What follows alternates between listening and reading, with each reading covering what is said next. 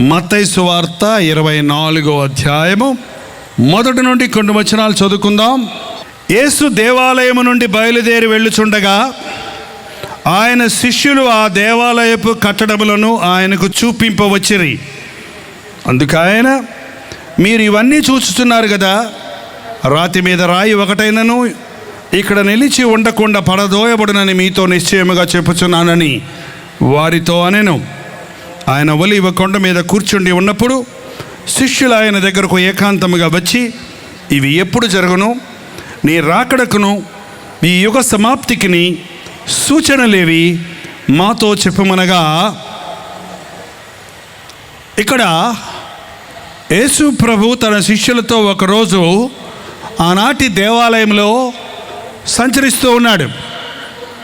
ఆ శిష్యులు రోజు చూసే దేవాలయం అయినప్పటికీ ఆ రోజు ఆ కట్టడాలను చూసి, ఆ రోజు సొలొమోను కట్టిన దేవాలయం పడగొట్టేశారు. హేరోదు రాజు యూదులను సంతోషపెట్టాలని మరింత అట్టహాసంగా ఆ దేవాలయాన్ని పునరుద్ధరించాడు, కట్టడాన్ని. కాబట్టి ఆ కట్టడాలు చూసి, ఆ రాళ్ళు చూసి, అబ్బా ఇంత పెద్ద రాళ్ళతో ఇంత అందంగా కట్టబడిందే. ఆ ఆలయం చాలా అందంగా ఉండేది. దానికి పెద్ద ఆలయం ఉండేది, పక్కన పోర్టికోలాగా పెద్ద పెద్ద గుండ్రటి స్తంభాలతో వరండాల్లాగా ఉండేవి. అది చూడడానికి చాలా అట్టహాసంగా ఉండేది. కాబట్టి శిష్యులు, ఏంటో యేసు ప్రభుతో తిరుగుతూ ఉన్నాం, 3 ఏళ్ళ నుంచి తిరుగుతూ ఉన్నాం, ఈయన మాకు చర్చి కట్టిస్తాడామా అనుకుంటే, ఒక ఆలయం కట్టిస్తాడనుకుంటే, కనీసం బంగ్లా కట్టుకుంటాడనుకుంటే, కనీసం ఒక ఆశ్రమాన్ని స్థాపిస్తాడనుకుంటే, ఏంటో ఈయన ఊరు తిప్పుతున్నాడు మమ్మల్ని. యోర్దానికి వెళ్దాం రమ్మంటాడు, గలిలయకు వెళ్దాం పదంటాడు, కపెర్నహూము పోదామంటాడు, బెత్సయిదాకు రండి అంటాడు, సమరయకు పోదామంటాడు. అక్కడ తిరుగుతాడు, ఇక్కడ తిరుగుతాడు, అక్కడ తిరుగుతాడు, ఇక్కడ తిరుగుతాడు. చెట్ల కింద చామల కింద పడుకోవటం, తెల్లారులు వేస్తే కాలినడకను ఊరు తిరగటం. ఇదేంట్రాడు ఆయన, ఇంకెంతకాలం ఈ సేవ అనుకున్నాడు. ఈ రోజుల్లో అలాంటి సేవ ఎవరు చేయటం లేదండి. పాస్టర్ గారు అన్నవాళ్ళు చక్కగా ఒక ఆశ్రమం కట్టుకొని, ఒక ఆలయం కట్టుకొని, ఆ ఆలయంలో కూర్చొని, నాకు 30 మంది సంఘస్థులు వచ్చారు, ఇంత కానుక వచ్చింది, నాకు సరిపోద్ది, నాకు ఇల్లు, చర్చి, ఒక 100 మంది సంఘస్థులు, ఒక మంచి కూరలు తీసుకొస్తారు, మంచి కొబ్బరికాయలు తీసుకొస్తారు, కోతల పండుగ రోజు కోతలు తీసుకొస్తారు, పాటల పండుగ రోజు పాటలు పాడతారు. ఏం పండగలు, అన్ని పండగలు చేస్తుంటారు. ఇప్పుడన్నీ ఉజ్జీవ సభలు అంటం లేదండి, పండగలు అంట. ఏంటి పండగ ఏంటి? తిని తాగి గంతులు వేయటం పండగ. ఉజ్జీవం అంటే ఏంటి అర్థం? ఉజ్జీవం అంటే అర్థం తెలియదు, రానా ఉజ్జీవ సభలు అంటున్నారు. ఉజ్జీవం అంటే చల్లారిపోతున్న వారిని, నీరసమైపోతున్న వారిని, నిరుత్సాహపడిపోతున్న వారిని మరలా నూతన బలంతో లేపటం. అన్నం లేక ఆకలేసేసి కళ్ళు తిరిగిపోతున్న సమయంలో చక్కటి భోజనం పెట్టి, చల్లనీళ్ళతో స్నానం, చక్కటి ముఖాన్ని చల్లనీళ్ళు జలిపి ఫ్రెష్గా చేస్తే వాడు ఎలాగా రిఫ్రెష్ అయిపోతాడో అది ఉజ్జీవం. వాక్యం మనల్ని బతికిస్తుంది, వాక్యం మనల్ని పునరుద్ధరిస్తుంది. కానీ ఈ రోజున యేసు ప్రభు చేసిన సేవ చేసేవారు బహు తక్కువ మందిగా కనబడుతున్నారు. ఆనాటి శిష్యులకు ఉన్నట్టే ఈనాడు కూడా పెద్ద పెద్ద ఆలయాలు కట్టాలి, మంచి ఆలయాలు కట్టాలి అనేదే చాలామంది పాస్టర్లకి, ముఖ్యంగా మా టీవీ ప్రీచర్లకి ఇది ఆశ అయిపోయిందండి. ప్రభువా ఇలాంటి ఆలయం నాకు ఒకటి ఇవ్వా, ఈ ఆలయం చూడు ఎంత బాగుందో అంటే ప్రభు అన్నాడు, మీరు ఈ ఆలయాన్ని చూస్తున్నారు, ఈ రాతి మీద రాయి లేకుండా పడిపోయే రోజు ఒకటి రాబోతుంది. ఎంతమంది నమ్ముతున్నారండి? ఈ భూలోకంలో కనబడే అన్నీ పాడైపోయే రోజు వస్తుంది. దృశ్యమైనవన్నీ అనిత్యములు, అదృశ్యమైనవి నిత్యములు. మీకు తెలుగు బాగా తెలుసు కదా. దృశ్యమైనవి అంటే కంటితో చూచేయన్నీ, అనిత్యం అంటే నిజమైనవి కావు. కంటికి కనబడనివన్నీ నిజమైనవి. కంటికి కనబడే ఏంటి? ఇల్లులు, వాకిళ్ళు, కార్లు, బంగారం, సింగారం, ఇదే కదండి.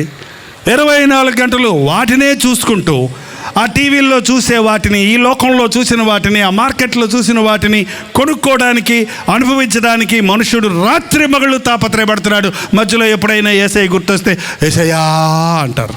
ఎప్పుడంటే లారీ మీదకి వచ్చేటప్పుడు ఏసయ్యా అమ్మయ్యా ఏసయ్య ఇవాళ కాపాడాడు, 10 రూపాయలు కానుకయ్యాలి ఏసయ్యకి వెళ్ళి సాక్ష్యం చెప్పాలి నేను అని పరిగెత్తుకుంటూ వచ్చి మైకి ఇస్తే సాక్ష్యం మాత్రం బ్రహ్మాండంగా చెప్తారు. సాక్ష్యమైనంటే దిగి వెళ్ళిపోయి మళ్ళీ సినిమాలు చూస్తారు. ఇదేం క్రైస్తవులు, ఇదేం విశ్వాసం, ఇదేం భక్తి? ఈ రోజున చూడండి, దృశ్యమైన వాటి కోసం, కనబడే వాటి కోసం మనుషుడు రాత్రింబగళ్ళు తిప్పలబడుతున్నాడు. ఆదివారం మీటింగ్కి రావేమయ్యా అని అడిగితే డ్యూటీ ఏంటి అంటాడు. ఏమయ్యా డ్యూటీ? 6 రోజులు కష్టపడి పని చేసుకో, 7వ రోజు నాకు ఇమ్మని దేవుడు అడిగాడు కదా. 6 రోజులు నీ పొట్టకోశం కోసం ఏదైనా పని చేయి, 7వ రోజు దేవుని సన్నిధికి రా. 7వ రోజు దేవుని సన్నిధికి ఇవ్వరు. ఎంతమంది ఆలయానికి క్రమంగా వెళ్తారండి? ఎంతమంది అప్పుడప్పుడు వెళ్తారండి? ఎంతమంది కుదిరితే వెళ్తారండి? సడన్గా మీ నాయనో, మీ నాన్నగారి తమ్ముడో, మీ బాబాయో, మీ మేనత్తో ఎవరో చచ్చిపోయారని చెప్తే కుదిరితే వస్తాను పెట్టేయి ఫోన్ అంటారా? రిజర్వేషన్ లేకపోయినా చావుకైతే వెళ్ళిపోతారు. మా పెళ్ళికి రండి అని ఎవరైనా పిలిస్తే కుదిరితే వస్తాను పో అంటే కుదురుతుందా అంటారా? అంటే మనుషులకు మాత్రం ఏమైపోతాయి, అలా అంటే ఏమనుకుంటారో వాళ్ళు, అలా అంటే రేపొద్దున మా అబ్బాయి పెళ్ళికి రారేమో, అలా అంటే ఎలా అని చెప్పి ఎన్ని తిప్పలైనా వెళ్తున్నారు. యేసు ప్రభు ఏమనుకున్నా పర్వాలా, ప్రభా డ్యూటీ రాను పో, ప్రభా ఈరోజు బాగాలేదు నిద్ర వస్తుంది, మంచి సీరియల్ వస్తుంది ప్రభా రేపు వస్తానులే చెప్పడం లేదు. కానీ అంతగా చేస్తున్నారు మీరు, చేసేది అదే. నా బంధువులు వచ్చారు ప్రభా ఉండు, బంధువులు చూసుకోవాలి, ఏమంటే సంబంధం వచ్చింది ఉండు, సంబంధం చూసుకోవాలి అని ప్రభువుని పక్కన పెట్టేవాళ్ళు లోకమైన వాటిని ప్రభు బలి బాధపడతాడండి. మనకు కనపడ్డు కానీ, ప్రభువు నీకు కనపడ్డు కానీ, విశ్వాస నేత్రాలు తెరిస్తేనే నువ్వు చేసే కార్యాలకు దేవుడు ఎన్ని విషయాల్లో ఎన్నిసార్లు దుఃఖపడుతున్నాడో, ఎన్నిసార్లు నువ్వు ఆయన బాధ పెడుతున్నావో నువ్వు అర్థం చేసుకోగలుగుతావు. మనుషుల్ని బాధ పెట్టకూడదని మొహమాటానికి పోయి మనుషుల్ని సంతోష పెట్టాలని మనం ఎన్నోసార్లు దేవుని బాధ పెడుతున్నాం. ఒక నిజమైన యేసు ప్రభు బిడ్డ అలా చేయడు. ఈ లోకంలో మీరు చూసేవన్నీ నిత్యమైనవి కావు, ఈ లోకంలో ఉన్నవన్నీ శాశ్వతమైనవి కావు. మీరు చూస్తున్నవన్నీ ఒక రాతి మీద రాయి నిలబడిన రోజు ఒకటి వస్తుంది. అవును, దేవుని వాక్యం సెలవిస్తుంది. ప్రభువు రాకడ సమయాన పంచభూతములు మహావేంద్రముతో ఏమైపోతాయి? లయమైపోతాయి. పంచభూతాలంటే దెయ్యాలు కాదు, పంచభూతాలంటే గాలి, నీరు, ఆకాశము, భూమి, అగ్ని. ఈ 5 ఉండవంట, 5 కాలిపోతాయి. 5 మాయమైతే నువ్వు ఎక్కడుంటావు? గాలి లేదు, నీరు లేదు, భూమి లేదు, అగ్ని లేదు, ఇంకోటి ఏంటన్నాను, ఆకాశం లేదు. ఎక్కడ ఉంటావు అప్పుడు? ఏరోప్లేన్లో ఉండడానికి కుదరదు, రైల్లో ఉండడానికి కుదరదు, బస్సులో ఉండడానికి కుదరదు, మీ ఇంట్లో ఉండడానికి కుదరదు, ఇంకెక్కడ ఉంటావు? సముద్రంలో ఉండడానికి కుదరదు. ఈ భూమి దాని ఆశ గతించిపోయే రోజు రాబోతుంది. ఆ మాటలు చెప్పినప్పుడు శిష్యులకి కొంచెం అర్థం కాలేదు. తర్వాత యేసుప్రభు ఒలీవ కొండలకు వెళ్ళినప్పుడు అక్కడికి వెళ్ళి కూర్చొని ఆయన్ని తీరిగ్గా ప్రశ్నించారు. ఆయన ఒలీవ కొండ మీద కూర్చొని ఉన్నప్పుడు శిష్యులు ఆయన యొద్దకు ఏకాంతంగా వచ్చి, ఇవి ఎప్పుడు జరుగును, నీ రాకడకును ఈ యుగ సమాప్తికి సూచనలేవో మాతో చెప్పమనగా. ఈ లోకము గతించిపోయేది ఎప్పుడు, నీవు తిరిగి వచ్చేది ఎప్పుడు, అది మాకు చెప్పవా అని ఆనాడు శిష్యులు అడిగారు. ఈరోజు మనకు ఆ అనుమానం అసలు వస్తుందా? అలాంటి ప్రశ్న మనకు ఉందా లేదా?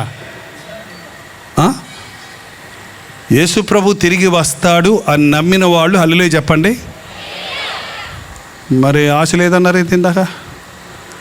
యేసు ప్రభు తిరిగి వచ్చినప్పుడు నేను రొమ్ము కొట్టుకొని ఏడుస్తాను అన్నవాళ్ళు హల్లెలూయా చెప్పండి. అయ్యయ్యో, యేసు ప్రభు వచ్చినప్పుడు నేను ఆకాశానికి ఎత్తబడతాను అన్నవాళ్ళు హల్లెలూయా చెప్పండి. ఎందుకు చెప్తున్నారు? హల్లెలూయా చెప్పకుండా తెలియకుండా చెప్తున్నారు. యేసు ప్రభు వచ్చినప్పుడు రెండు రకాలు జరుగుతాయి. ఒకటి, ఆయన్ని అంగీకరించని వారు, ఈ లోకమే శాశ్వతమని దేవుణ్ణి పక్కన పెట్టిన వారు రొమ్ము కొట్టుకొని ఏడుస్తారు. ఆయన అంగీకరించిన వారు, దృశ్యమైనవన్నీ అనిత్యములు, అదృశ్యమైనవి నిత్యములను ఎదురు చూచేవారు ఆయన వచ్చినప్పుడు సంతోషంతో మట్టి శరీరం మహిమ శరీరంగా మారి ఆకాశానికి ఎత్తబడతారు. హల్లెలూయా. వింటున్నారో లేదో అడగడానికి అడుగుతున్నాను. అవునా? మరి అది ఎప్పుడు? ఇవాళ, రేపా, ఎల్లుండా, వచ్చే సంవత్సరమా, వచ్చే నెల, ఎప్పుడు ఎవరికి తెలుసు? ఆయన ఎప్పుడు వస్తాడో ఎవ్వరికీ తెలియదు. కానీ ఆయన చెప్పాడు, కొన్ని సూచనలు చెప్పాడు. ఏమన్నాడు? ఇవి ఎప్పుడు జరుగును అని అడగగా యేసు వారితో ఇట్లనెను, ఎవడును మిమ్మును మోసపరచకుండా చూచుకొనుడి. మిగిలిన అన్నీ చాలా ఉన్నాయండి, ఇది ఒక్క మాటే మనం ధ్యానించబోతున్నాం. ఎవడును మిమ్మును మోసపరచకుండా చూచుకొనుడి. మోసపోయాను అన్నవాళ్ళు ఎవరో చెయ్యి చూపించండి. డబ్బుల విషయంలో కానీ, నమ్మించిన విషయాల్లో కానీ, ఆస్తుల విషయాల్లో కానీ, బిజినెస్ విషయంలో కానీ మోసపోలేదా మీరెవరో? మోసం చేస్తున్నట్టుగా తెలియకుండా నిన్ను నమ్మించి నీవు మోసపోతున్న సంగతి కూడా నీవు తెలియకుండా చేసేసాడు. చాలా భయంకరమైన పరిస్థితి. ఇదే సాతానుగాడు. సాతానుగాడికి ఉన్న ఒక ప్రత్యేకమైన గుణం ఏంటంటే వాడు మోసగాడు. మోసం అంటే ఏంటండి? మాంసమా? అరే మాంసం కాదండి, చెప్పండి. మంచోళ్ళను మోసం చేయడం మరీ సులభం, నమ్మిన వాళ్ళను మోసగించడం మరీ సులభం. అంచెదినాల్లో ఒక గుర్తుందండి, మోసపోకుండా చూచుకోవాలి. ఎందుకంటే మోసగాడైన సాతాను అనేక విధాలుగా మనల్ని మోసగిస్తున్నాడు. ఆ రోజు తినవద్దన్న ఫలాన్ని అవ్వా నువ్వు ఎందుకు తిన్నావు అని దేవుడు అడిగితే సాతాను ఏం చెప్పిందో చూడండి. నేను చెప్పటం కాదు, మీరు బైబిల్లో చూడండి, అప్పుడు మీకు అర్థమవుద్ది. 2-3 అధ్యాయం, ప్రకటన కాదండి, ప్రకటన 3 కాదు, 3వ అధ్యాయం 13వ వచనం. ఆ స్త్రీ సర్పము నన్ను మోసపుచ్చినందున తింటిని. సర్పం ఏం చేసిందంట? ఏం చేసింది? మోసపుచ్చింది. ఆనాటి నుండి ఈనాటి వరకు సాతాను ముఖ్యమైన పని ఏంటంటే మోసగించటం, నమ్మించి మోసగించటం. ప్రతి మనుష్యుడు మోసపోతున్నాడు. దేవునిని కాకుండా లోకాన్ని సంపాదించుకుందామనుకునేవాడు మోసపోతున్నాడు. ఈనాటి జీవితమే ప్రాముఖ్యం అనుకుని మరణించిన తరువాత నిరంతరమైన జీవితం ఉందని ఎరగని వారు మోసంలో ఉన్నాడు, మోసపోయి ఉన్నాడు. మీకు తెలుసో తెలీదో, ఈ లోకంలో అన్నిటికంటే మోసగించేది ఏంటో చెప్పండి? ఎవరన్నా నక్క అంటారు. నక్కకు పేరేంటి? జిత్తుల మారి నక్క. కానీ బైబిల్ చెప్తుంది హృదయము అన్నిటికంటే మోసకరమైనది, అది ఘోరమైన. ఎవరు మోసగించేదంట మనల్ని? నీ హృదయం ఎవరిని మోసగిస్తుంది? పక్కన నిన్నే మోసగిస్తుంది. చాలామందికి తెలియటం లేదు. యేసు ప్రభు దగ్గరకు వచ్చే వరకు ప్రతి మనుష్యుడు తన హృదయం చెప్పే మోసపు మాటలతో మోసపోతున్నాడు. బోర్ల పడ్డా కూడా నాకేమీ మట్టి అంటలేదు అన్నాడంట ఒకడు. నిన్ను సమస్తము సాతాను దోచుకున్నాక కూడా నేను బాగానే ఉన్నాను అంటాడు. తాగుబోతుండు చూడండి, ఏంట్రా అంటే యాకేరా అంటాడు. ఏంటండి? మెంగం ఎతుకు లేకపోయినా మీసాలకు ఏ నూనె? సాంపెంగ నూనె. ఈ రోజున మనుష్యుడు మోసపోతున్నాడు, తన్ను తాను మోసగించుకుంటున్నాడు, ఇతరులను మోసగిస్తున్నాడు. నా జీవితంలో నేను సేవలో చేస్తున్నప్పుడు అన్నా మోసపోయానన్నా అని ఏడ్చిన వారి ఏడుపులు మాటలు నా చెవుల్లో ఇంకా గింగిర్లు అంటున్నాయి. ఆ అబ్బాయి నన్ను మోసం చేసేసాడయ్యా, పెళ్లి చేసుకుంటానని మోసం చేసేసి వెళ్ళిపోయాడయ్యా, అడ్రస్ ఇవ్వకుండా వెళ్ళిపోయాడయ్యా అని ఎంతోమంది యవన స్త్రీలు ఏడుస్తూ ఉన్నారు. నమ్మి షూరిటీ కోసం సంతకం పెట్టానయ్యా, సంతకం పెట్టించుకొని వాడు ఆ డబ్బులు ఇవ్వకుండా వెళ్ళిపోయాడయ్యా, నా జీతంలో ఆ డబ్బు కట్ అయిపోతుందయ్యా, మోసపోయి అనవసరంగా నేను చెయ్యని అప్పుకి, నాకు సంబంధం లేని అప్పు నేను రోజు నా జీతంలో నుంచి కడుతున్నాను అని ఎంతోమంది ఉత్తరాలు రాయడం నేను విన్నా. మోసపోయానండి, స్థలం ఇప్పిస్తానని డబ్బులు తీసుకున్నాడు, స్థలం ఇప్పచ్చలేదు, సరిగదా డబ్బులు కడిగితే నన్ను నా మీద కేసు పెట్టి నన్ను పోలీస్ స్టేషన్లో పెట్టాడయ్యా. చాలామంది చెప్పారు నాకు. మీకు ఇంకా ఏమైనా ఇంతకంటే విపరీతమైన మోసాల్లో ఉన్నారేమో, మీ మోసం ఇంకా బయటపడలేదేమో, మిమ్మల్ని మోసగించిన వాళ్ళని మీరు ఇంకా కనిపెట్టలేదేమో, మీరు మోసపోతున్నానన్న సంగతి గుర్తించలేదేమో. అందుకే ప్రభు చెప్తున్నాడు, నేను వచ్చేస్తున్నాను, మోసపోకుడి. నేను భక్తిగానే ఉన్నానని చెప్పుకొని, నేను బాగానే ఉన్నానని చెప్పుకొని పాపంలో ఉండేవాళ్ళు చాలామంది ఉన్నారు. ఒకడు భక్తి గలవాడిని చెప్పుకొని తన నోటికి చిక్కం పెట్టుకోకపోతే అతని భక్తి అంతా వ్యర్థం. నేను మారు మనసు పొందాను, నేను బాప్తీసం పొందాను, నేను పరలోకం పోతాను అనుకునే మోసంలో ఉన్నావేమో. నీ మనస్సాక్షి దేవుని ఎదుట సరిలేకపోతే నువ్వు మోసపోతున్నావు. అంచెదినాల్లో సాతానుడు జోగొడతాడండి మనుషుల్ని. బాగున్నావు నువ్వు బాగున్నావు, వాడే పాడైపోయాడు, వాళ్ళే సర్లేరు, వీళ్ళే సర్లేరు, వాళ్ళే మంచోళ్ళు కాదు, నువ్వు చాలా మంచోడివి. ఎప్పుడు ప్రతి మనుష్యుడి హృదయంలో నేను వాళ్ళకంటే బెటరు, నేను వాళ్ళకంటే మెరుగు అనే ఆలోచన వస్తూనే ఉంటుంది. మీకు రాలేదా? పరీక్షించుకోండి, ప్రభుత్వం చెప్పండి, సరి చేసుకోండి, ఆలోచించండి. వాళ్ళకంటే నేను బెటరు, వాళ్ళకంటే నేను బాగున్నాను, వాళ్ళకంటే నేను మంచివాడిని అనుకునేవారు తను తాను మోసగించుకుంటున్నాడు. ఈ రోజున మనుష్యుడు మోసపోతున్నాడు. డబ్బు విషయాల్లో మోసపోయిన వాళ్ళు ఎంతమందో ఇప్పుడు చేయెత్తుతున్నారు కొంతమంది. డబ్బుల విషయంలో ఇస్తానని తీసుకొని ఎగట్టి వెళ్ళిపోయిన వాళ్ళు, అది కొనిస్తాను, ఇది కొనిస్తాను, అది చేస్తాను, ఇది చేస్తాను, దుబాయ్ పంపిస్తాను రా, 1,00,000 రూపాయలు అప్పు చేసుకొని వెళ్ళాను, ఇచ్చానయ్యా, 3 రోజులైంది చెన్నై వచ్చి కూర్చున్నానయ్యా, నీకు వీసా వచ్చేస్తుంది, రేపురా మాపురా అని 3 వారం రోజుల నుంచి తిప్పుతున్నాడయ్యా అని మొన్నే ఒక సహోదరుడు చెప్తున్నాడు. అయ్యో, 1,00,000 రూపాయలు అప్పు చేసి మళ్ళీ దుబాయ్ పోవడానికి ఇవ్వటం ఎందుకయ్యా? ఆ 1,00,000 రూపాయలు ఏదో ఇక్కడే పెట్టుబడి పెడితే ఏదన్నా వ్యాపారం చేసుకోవచ్చు, ఏదన్నా పని చేయొచ్చు కదా, ఏదైనా వృత్తి చేయొచ్చు కదా. మోసపోతున్నారు. అంచె దినాల్లో మోసపరుచు ఆత్మ భయంకరంగా తిరుగుతూ ఉంది. ఎంతమంది నిజంగా చెప్పండి, ఈ రోజున భార్యాభర్తలుగా మీరు ఒకరి పట్ల ఒకరు నమ్మకస్తులుగా ఉన్నారు? ఎంతమంది భార్యలు ఈ దినాన భర్తను మోసగిస్తున్నారు, భర్తలు భార్యను మోసగిస్తున్నారు? ఒకప్పుడు ఒట్టి పురుషుల మీదే చెప్పొచ్చు అండి, ఇప్పుడు ఇద్దరు ఆరిదేరిపోయి ఉన్నారు. దొందే అన్నారు, చూసారా? దొందే.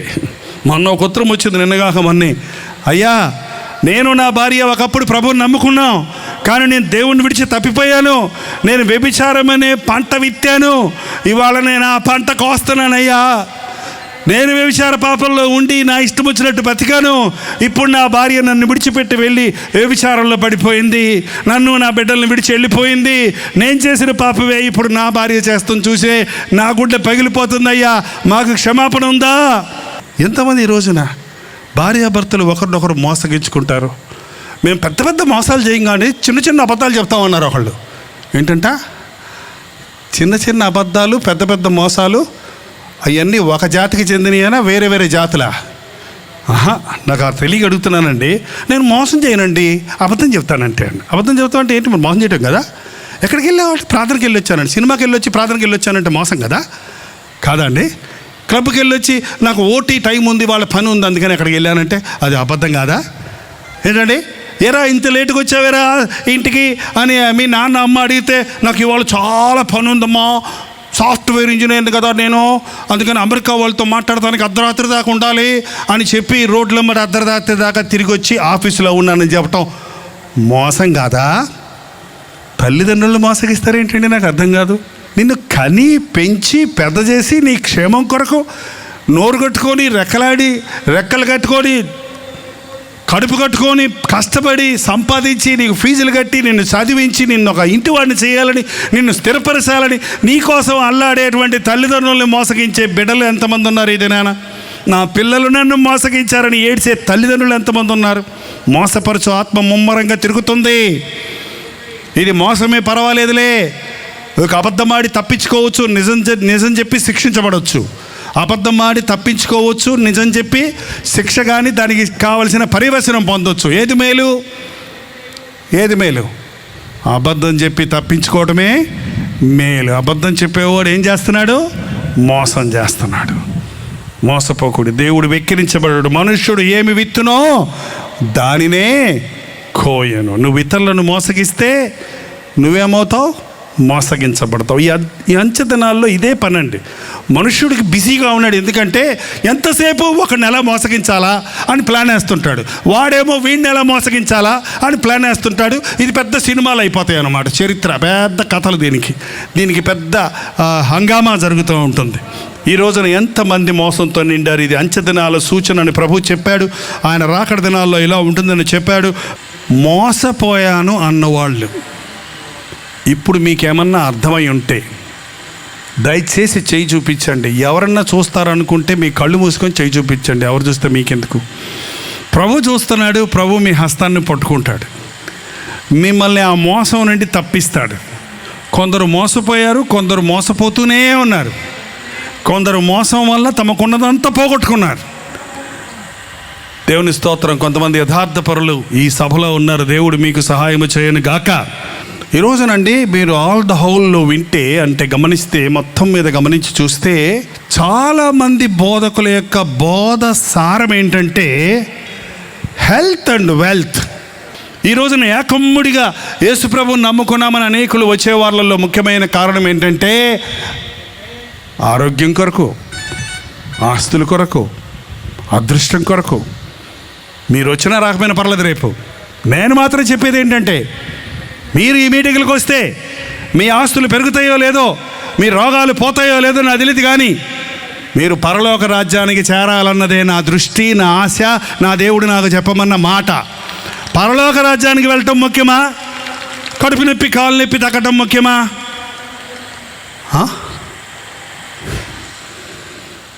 ఇవాళ పాస్టర్ గారు ప్లాన్ చేస్తే కడుపు నొప్పి పోయింది, ఇంకెప్పుడు రాదా? మళ్ళీ వస్తుంది. మనుషుడు శరీరంలో ఉన్నంత కాలం అందులో ఈ పనికిమాలిన గాలి, పనికిమాలిన నీరు, పనికిమాలిన తిండి, మందులేసిన తిండి తింటూ నిద్రపోకుండా అర్ధరాత్రుల వరకు పనులు చేస్తున్నవాడికి ఆరోగ్యం ఎట్లుంటుంది చెప్పండి? ఎలా ఉంటుంది? టెన్షన్ టెన్షన్ టెన్షన్ టెన్షన్, పరుగు పరుగు పరుగు పరుగు అన్నోడికి బీపీలు రాకుండా ఎట్లుంటాయి? అన్నం తినడానికి కూడా టైం లేకుండా పనులు పనులు పనులు అనేవాడికి అల్సర్లు లేకుండా, గ్యాస్ట్రిక్ ట్రబుల్ రాకుండా ఎట్లుంటుంది? అనవసరమైన భారాలన్నీ వేసుకొని 10 సంవత్సరాల తర్వాత వచ్చే ఆస్తుల కొరకు, ఇళ్ళ కొరకు తలంపులన్నీ పెట్టుకొని ఆ బుర్రలో ఆలోచించుకుంటూ కూర్చున్నాడు. తలకాయ నొప్పి రాకపోతే ఏ కాయ నొప్పి వస్తుంది? ఇక తలనొప్పో అంటాడు. కొంతమందికి ఉన్న భారాల కోసం ఏడుస్తుంటే కొంతమంది లేని భారాలు ఊహించుకొని మరి ఏడుస్తారంట. ఏంటి లేని భారం? అప్పుడు ఇవాళ తినడానికి లేకపోతే ఏడిస్తే దానికి అర్థం ఉందండి. 10 ఏళ్ళు అయిన తర్వాత నాకు ఎవడు పడతాడు అని ఇప్పుడే ఏడుస్తాడు అనుకోండి, అది అనవసరమైన ఏడుపు కదా. నేను ముసలివాడిని అయిన తర్వాత నన్ను ఎవడు చూసుకుంటాడు అని పడిచోడు ఏడిస్తే అర్థమే ఉన్నదా దానికి? అయ్యయ్యో, కావాలని చెంతను మూటలు కట్టుకుంటున్నారు ఈ దినాన. అందుకనే ఏం తిందుమో, ఏమి తాగుదామో, ఏమి ధరించుకుందామో అని చింతించకండి. మీ పరలోకపు తండ్రికి తెలుసు. ఆకాశ పక్షులను పోషించే దేవుడు మిమ్మల్ని పోషించడా? ఏంటండి పక్షులు రోజు ఏమన్నా ధాన్యం పంట వేసుకుంటాయా? ఆహా, పొద్దున్నే వెళ్తాయి కిచకిచకిచకిచ అనుకుంటూ, సాయంత్రం కిచకిచకిచకిచ గూడికి వస్తాయి. దాన్ని అడగండి, మీకు ఆ భాష వస్తే అయి పిచ్చుక ఏమన్నా తిన్నావా ఈ రోజున? ఓ కడుపు నిండా తిన్నా బావ్ అంటుంది. ఏంటండి రేపటికా మరి సంచులు ఏమైనా తెచ్చుకెళ్తున్నావా? ప్లాస్టిక్ సంచులు, సంచి మెడకాయ ఏమైనా కట్టుకొని వెళ్తుందండి ఎప్పుడైనా పిచ్చుకో? మరి రేపో అంటే ఏమంటుంది అది? రేపు నా పరలోకపు తండ్రి చూసుకుంటాడు. రేపటిగా వరకు తిన్నావా? తిన్నాను. ఏం తిన్నావు? నిన్న సజ్జలు తిన్నాను, ఇవాళ జొన్నలు తిన్నాను, రేపు వరి తిన్నాను, ఎల్లుండి గోధుమలు తిన్నాను. రోజుకి ఒకటి తింటుంది అది. మనమైతే రోజు అన్నమే. రోజు ఏం తిన్నావు? అన్నం తిన్నావా అంట. అన్నం తిని ఇప్పుడు అన్ని రకాల రోగాలు వచ్చేస్తున్నాయి మనకి. ఏంటండి ఒట్టి అన్నమే. కొంతమంది కూర కూడా వేసుకోరు అందులో, పాపం పాలిపోతున్నారు. యేసుప్రభు నీకు రకరకాల భోజనం పెడతాడు, సమీకృత ఆహారం ఇస్తాడు. అడవి పువ్వులు చూడండి, అవి కోయవు, విత్తవు, కానీ అవి ఎంత చక్కగా అలంకరించబడినవో. గడ్డి పువ్వులను అలంకరించిన దేవుడు మీకు అందమైన వస్త్రాలు ఇవ్వలేడా? ఏం తందుమో, ఏం తాగుదుమో అని చింతించకండి. నా నీతిని, నా రాజ్యాన్ని మొదట వెతకండి, అప్పుడు ఇవన్నీ నేను మీకు ఇస్తాను. ఇవాళ నేనేం కొత్త పోతు చేయడానికి రాలేదండి ఇక్కడికి. యేసుప్రభు నామంలో స్వస్థతలు జరుగుతాయి, అద్భుతాలు జరుగుతాయి. యేసుప్రభు నమ్ముకున్న వాడి గిన్నె నిండి పొర్లుతుంది, వాడి పాడి పంటలు వర్ధిల్లుతాయి, వారు చేయనదంతా సఫలమవుతుంది. కానీ వాటి కోసం కాదు మనం యేసుప్రభు నమ్ముకునేది. దేనికోసం యేసు ప్రభువుని నమ్ముకుంటున్నావు? ఆయన నా కోసం కల్వరి సిలువలో ప్రాణమిచ్చాడు. ఆయన తన రక్తం ఇచ్చి నన్ను కొన్నాడు. ఆయన తన రాజ్య వారసుడిగా నన్ను చేసుకున్నాడు. నేను ఆయన రాజ్య వారసుడిగా అవ్వాలి అన్న ఆశతో యేసు ప్రభువుని నమ్ముకోవాలి. కానీ స్వస్థతల కోసమో డబ్బుల కోసమో ప్రభువుని నమ్ముకునేవాడు, డబ్బుల కోసం దేవుని సేవ చేసేవాళ్ళు మోసపోతున్నారు, ఇతరులను మోసపోతున్నారు. దేవుడిచ్చేటువంటి ఐశ్వర్యం, నిజమైన ఐశ్వర్యం ఉందండి. మనం సాధారణంగా మార్కెట్కి వెళ్ళినప్పుడు ఇప్పుడు కూడా వేస్తారమ్మా, కాయగూరలు కొంటే కొసరేస్తారా? కాపురంలో కాంటింటికి వెళ్తే మా చిన్నపిల్లలప్పుడు కూడా వచ్చేవాళ్ళం. కాంటింటికి వెళ్ళేదని తీసుకురమ్మంటే కాంటింటికి వెళ్ళేదని సరుకులు ఇస్తాడు, బెల్లం ముక్క ఇచ్చేవాడు. ఆ బెల్లం ముక్క కోసం సరుకులు కొనడానికి వెళ్తాం అనమాట. ఏమన్నా సరుకులు కొనాలని అడుగుతావు, ఎందుకంటే బెల్లం ముక్క ఇస్తాడండి. ఏంటండి బెల్లం ముఖ్యమా? నువ్వు కొన్నది 15 రూపాయలు 100 రూపాయలకో సరుకులు కొన్నావు, అది ముఖ్యమా ఈ బెల్లం ముఖ్యమా? 100 రూపాయలు ఇచ్చే తెలియట్లేదు. ఈ చాలామంది మోసపోతున్నారు ఇవాళ. ఎంతమంది మోసపోతారో. ఈ కుక్కర్ కొంటే ఈ స్పూన్ ఫ్రీ అంటే ఆ ఫ్రీ అంట స్పూను, అందుకోసం కుక్కర్ కొంటారు అవసరం లేకపోయినా సరే, స్పూన్ కోసం. సైతాన్ గడు ఎట్ట మోసగేస్తున్నాడు ఈ రోజున మనుషులు. ఇదే రీతిగా మనం అనేక విషయాల్లో మోసపోతున్నాం. అసలుకి కొసరు ఊరికే వేసేది. కాయగూరలు కొంటే ఒక కరివేపాకు మొక్కో కొత్తిమీర కట్టో వేస్తారు ఫ్రీగా కదండి. అందుకని కాయగూరలు కొంటావా? యేసు ప్రభువుని నమ్ముకుంటే వచ్చేది పరలోక రాజ్యం. అసలు కొసరు ఏంటంటే ఆయన ఇచ్చే ఆరోగ్యం, ఆయన ఇచ్చే ఆశీర్వాదం, ఆయన ఇచ్చే సమృద్ధి, ఆయన ఇచ్చే దీవెన, ఆయన ఇచ్చే లాభాలు బోల్డ్ ఉన్నాయి. అవన్నీ కొసరును పట్టుకొని అసలు వదిలేయకండి. అసలు పట్టుకోండి, కొసరు దానంతట అదే మనకి దొరుకుతాయి. ఎంతమంది యేసు ప్రభువుని పట్టుకున్నారు? ఎంతమంది నాకు యేసు ప్రభు కావాలి, ఈ లోకమంతా నాకు ఎదురైనా, ఈ లోకంలో ఎటువంటి కష్టములు నష్టములు బాధలు కలిగినా నేను యేసు ప్రభువును విడువను అన్నవాళ్ళు ఎవరైనా ఇక్కడ ఉంటే, పొరపాటున ఉంటే హల్లెలూయా చెప్పండి. నాకు యేసయ్యే కావాలి, వేరేదేమి నా దృష్టిలో లేదన్న వాళ్ళు మాత్రం వెళ్ళి చెప్పండి. ఈ రోజు నుంచి అనుకోండి, కనీసం యేసయ్య ఉంటే నాకు చాలు. కానీ అంచెదనాల్లో సాతానుడు మోసగిస్తున్నాడండి. ఇవాళ బోధకులు కూడా చాలామందిని మోసగిస్తున్నాడు. మీరు ప్రార్థన చేసుకోవడం నేర్చుకుంటేనండి మీరు ధన్యులవుతారు, మీరు మోసపోరు. నీ హృదయాన్ని దేవుని దృష్టిలో, దేవుని యొక్క ముఖకాంతిలో పరిశీలించుకున్న పరిస్థితి ఉందా? నీవు అది చేసిన రోజున నీ నిజస్థితి నీకు అర్థమవుద్ది. నువ్వు ఎన్నిసార్లు మోసపోయావో, ఎంతమందిని మోసగించావో, ఎటువంటి మోసకరమైన జీవితంలో నీవు ఉన్నావో నీవు గ్రహించుకోగలుగుతావు. లేచి నిలబడండి, ప్రార్థన చేసుకుందాం. ప్రార్థన. పరిశుద్ధుడా, ప్రేమగలిగిన తండ్రి, ఒక్కసారి మమ్మల్ని చూడు నాయన. చేతులెత్తిన వారిని చూడు ప్రభువా. ఎందుకు నిమిత్తమై వారు చెయ్యెత్తారో నీకు తెలుసు నాయన. వారి గుండెల్లో ఏముందో నీకు బాగా తెలుసు అయ్యా. ఏ గుండెల్లో నుంచి మూలుగు వినబడుతుందో, ఏ గుండెల్లో నుంచి పశ్చాత్తాపం వినబడుతుందో, ఏ గుండెల్లో నుంచి పాపపు ఒప్పుకోలు కలుగుతుందో వారిని నీవు అభిషేకించు నాయన. ఇదిగో నేను నా చిత్తానుసారముగా నీ దోషములు తుడిచివేయుచున్నాను, ఇక నేనెన్నడూ జ్ఞాపకము చేసుకున్నాను అన్న మాటను వారికి వినిపించు నాయన. నా యేసయ్య నన్ను క్షమించాడు, నా యేసయ్య నన్ను తాకాడు, నా యేసయ్య నన్ను ముట్టాడు, నాకు స్వస్థత కలిగింది. నా అరికాలు మొదలు నడనెత్తి వరకు నేను స్వస్థపడ్డాను. నా యేసయ్య నా హృదయంలోనికి వచ్చి ఉన్నాడు.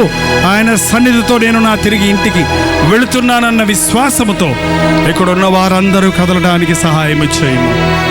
యేసు క్రీస్తు నామములో అడుగుచున్నాను తండ్రి. ఆమేన్, ఆమేన్, ఆమేన్.